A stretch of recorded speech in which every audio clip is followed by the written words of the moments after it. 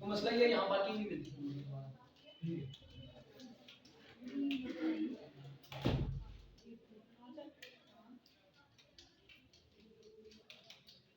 CVP analysis पढ़ रहे थे हम, बेसिक्स हमने उससे देखी थी।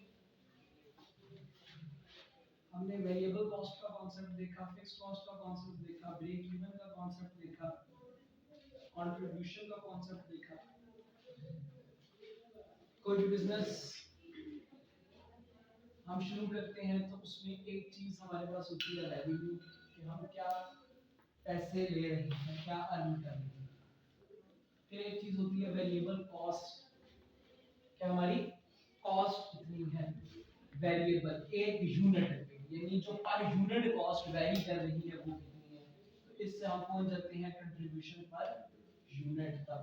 फिर कंट्रीब्यूशन पर यूनिट में से हम अपनी फिक्स कॉस्ट को कंट्रीब्यूट करवा के खत्म करते हैं तो we reach to the profit. इसी बात का मतलब ये था कि जब तक ये कंट्रीब्यूशन फिक्स कॉस्ट को पूरा कर रही है, it will not reach a limit जहां हम इसको प्रॉफिट कह सकें। तो इसको प्रॉफिट कहने के लिए लाजमी है कि हम इतनी कंट्रीब्यूशन कमाएं जो हमारी पूरी फिक्स कॉस्ट को खत्म कर दे। जब तक वो फिक्स कॉस्ट को खत्म नहीं करती वो प्रॉफिट, और जब वो पूरी की पूरी फिक्स कॉस्ट को पूरा कर देगी तो that point will be called as break even point.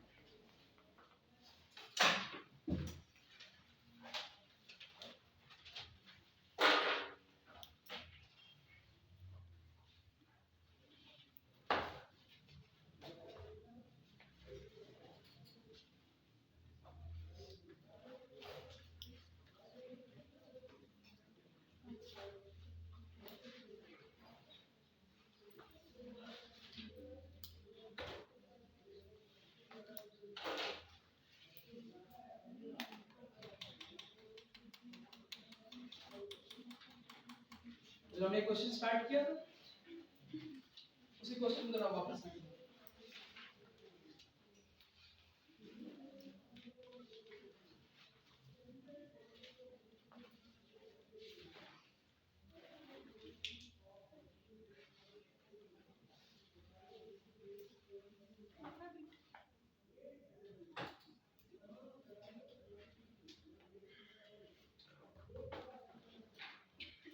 Sure हमने क्वेश्चन स्टार्ट किया सीवीपी का, कल हमने बेसिक किया था। क्वेश्चन नहीं सीवीपी का स्टार्ट किया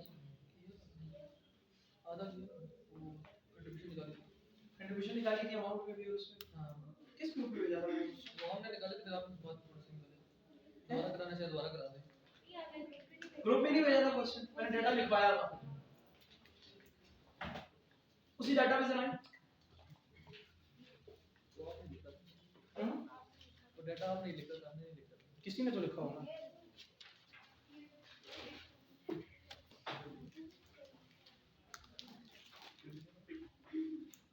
सेल्स कितनी है 22 500 22500 लेकिन सेल्स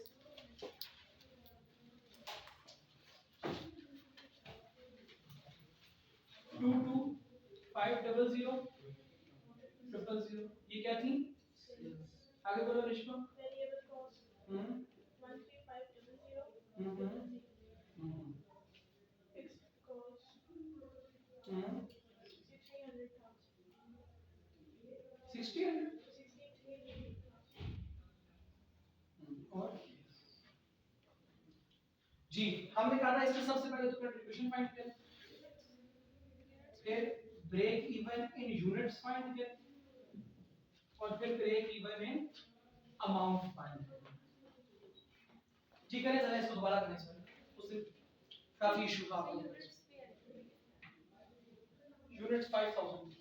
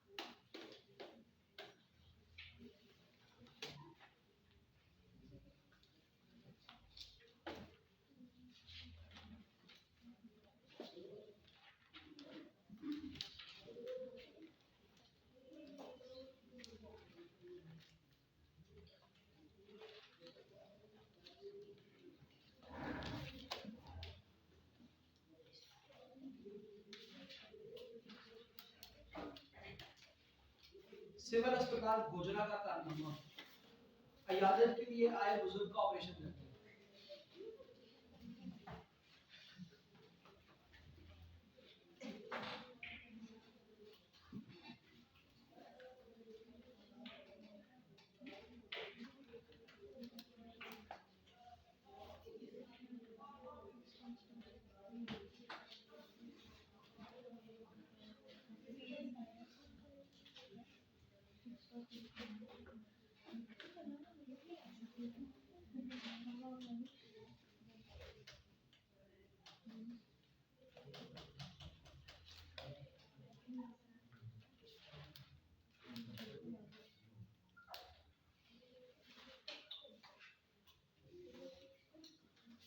कौन कौन नहीं थे इस लेक्चर में उसमें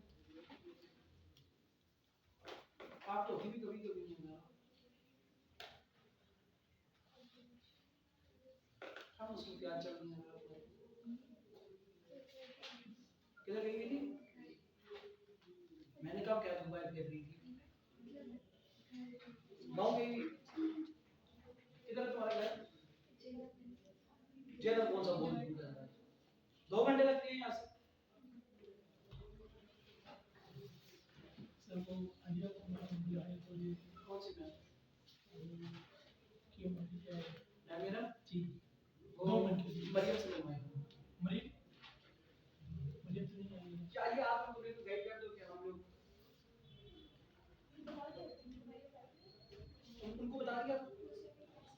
उनको बता दिया उन्होंने आपसे क्या मैं किससे बताऊं आइडिया नाम लिया आइडिया जो आइडिया सुनो बात सुनो बता दो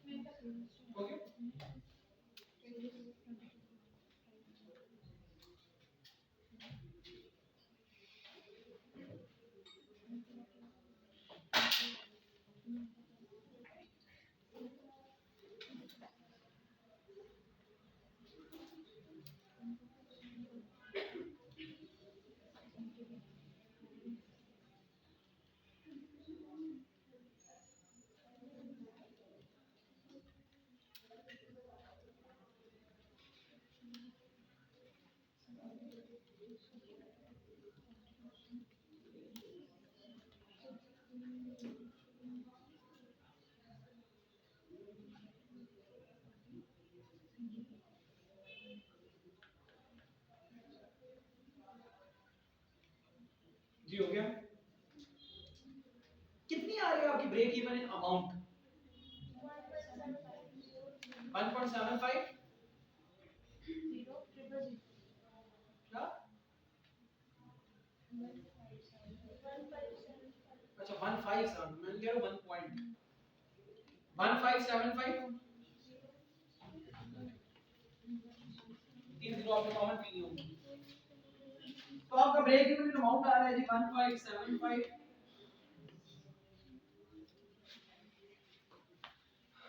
यानी इतनी सेल्स आप करेंगे तो आप अपनी फिक्स कॉस्ट को पूरा करेंगे। सर फिक्स कॉस्ट तो 6300 है, तो फिक्स कॉस्ट को पूरा करने के लिए 15750 की आपको सेल्स करनी पड़ रही है।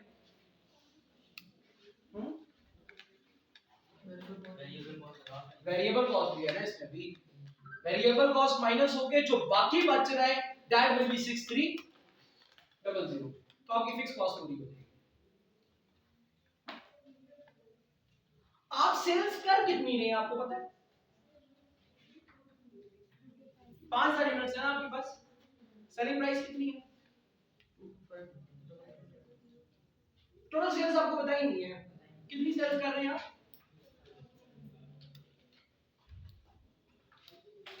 22,500 आप सेल्स कर रहे हैं and you need only 15,750 to reach your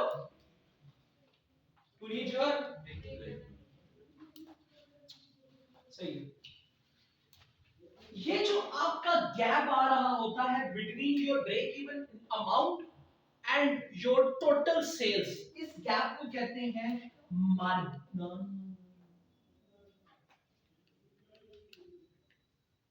profit ही कहते हैं, आप ठीक कह रहे हैं। और बोला निशा बोली, आगे बोली प्रॉफिट ही कहते हैं, आप सही कह रहे हैं। लेकिन हम एक टर्म और सीखना चाहते हैं, that is margin of safety. Margin of safety का मतलब ये होता है कि हम 1575 हमारा थ्रेशोल्ड है, इधर हमने जाना ही जाना है।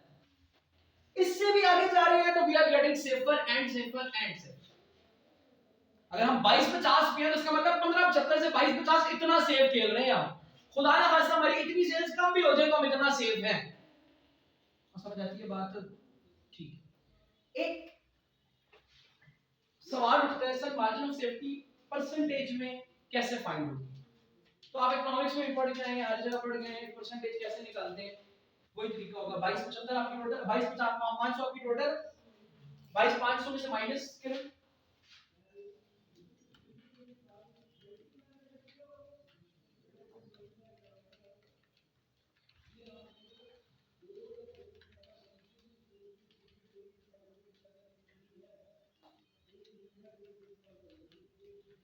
फॉर्मूला वाइज इसको आप लिख सकते हैं current sales minus break even sales divided by current sales. जी कितनी आ रही है परसेंटेज कैलकुलेट? 0.3 यानी 30%। इसका मतलब है 30% सेल्स अगर आपकी कम भी हो जाए तो यू आर सेफ, आप 30% ऊपर सेल्स कर रहे हो ऑलरेडी। तो ये 30% आपका क्या है? Margin of safety. अगर आपसे सवाल में पूछ ले कि मार्जिन ऑफ सेफ्टी क्या होता है तो आपने क्या कहना है कि current sales minus break even sales divided by current sales, जो परसेंटेज आ रही है that is my margin of safety.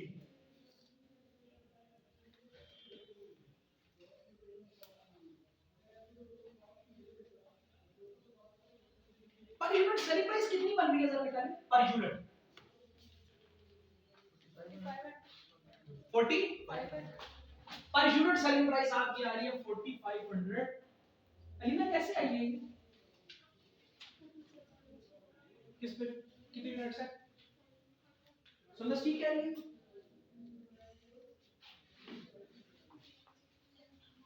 4500 per unit. इसका मतलब है आपका एक यूनिट कितने का बिक रहा है? 4500। जरा ये जो वेरिएबल कॉस्ट है ये भी पर यूनिट निकाल देना। कितनी? 2700। सही है।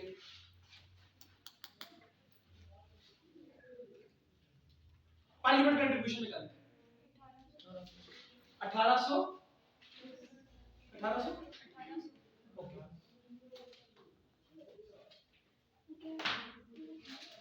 कंपनी ने कंसीडर किया है कि कंपनी एक नया काम करने जा रही है, उस नए काम में कंपनी को कुछ फवायद और कुछ नुकसानों का सामना करना पड़ेगा।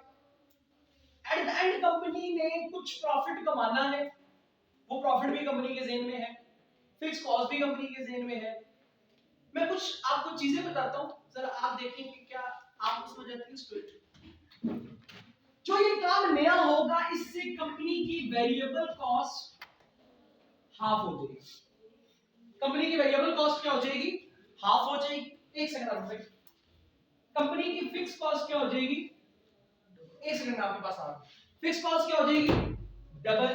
सेलिंग प्राइस सेम रहेगी। वेरिएबल कॉस्ट क्या हो जाएगी? फिक्स कॉस्ट क्या हो जाएगी? सेलिंग प्राइस सेम रहेगी। एंड कंपनी वांट्स कि देखो कोई भी कंपनी ये तो चाहेगी ही चाहेगी तो उसकी फिक्स कॉस्ट पूरी होगी, ठीक है। साथ कंपनी ये भी चाहती है कि वो प्रॉफिट कमाए 3150 का। मुझे फाइंड करके दे कंपनी कितनी सेल्स करेगी तो फिक्स कॉस्ट भी पूरी कर लेगी और प्रॉफिट भी कमा लेगी। मैं 2 मिनट में हारून भाई की बात सुनता हूं।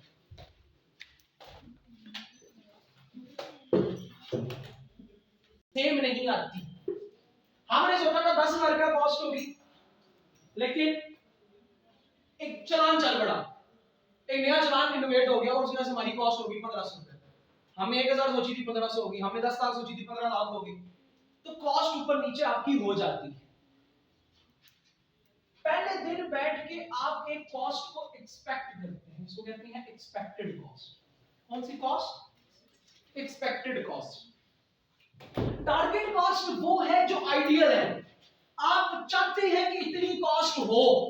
एक्सपेक्टेड कॉस्ट आप चाहते नहीं है, लेकिन आपको लग रहा है इतनी हो जाएगी। आपकी सेल्स है 20 लाख रुपया, समझे ना, आपकी सेल्स है 20 लाख, आपको पता है मेरी इस महीने में 20 लाख की सेल्स होंगी। आपका टारगेट प्रॉफिट है 10 लाख, तो आपकी टारगेट कॉस्ट कितनी होगी? जब आप 10 लाख कमाना चाहते हैं और 20 लाख टोटल सेल्स हो रही है तो टारगेट कॉस्ट कितनी होनी चाहिए? 10 लाख। अगर 10 लाख कॉस्ट होगी तो 10 लाख प्रॉफिट आएगा, वरना नहीं आएगा। लेकिन आपको ऐसा लग रहा है कि 12 लाख कॉस्ट तो लाजमी लगेगी, ये 12 लाख आपकी एक्सपेक्टेड कॉस्ट है। वो कुछ भी करें, लेकिन आप टारगेट क्या चाहते थे? 10 लाख हो, लेकिन एक्सपेक्टेशन आपकी कह रही है कि 12 लाख हो जाएगी कॉस्ट। तो टारगेट और एक्सपेक्टेशन का फर्क समझ आ गया हमें। टारगेट कॉस्ट और एक्सपेक्टेड कॉस्ट में फर्क हो सकता है। इन दोनों के दरमियान जो फर्क आएगा that is called cost gap. What is it called? Cost. अब इस कॉस्ट गैप को फुलफिल कैसे करेंगे वो जो तला ने बात की है उनकी कोई भी भैया हम दे सकते। ये आपका टारगेट कॉस्टिंग का चैप्टर भी 50% हो गया है। CVP 90% done, target costing 50% done इंशाल्लाह कल की क्लास में।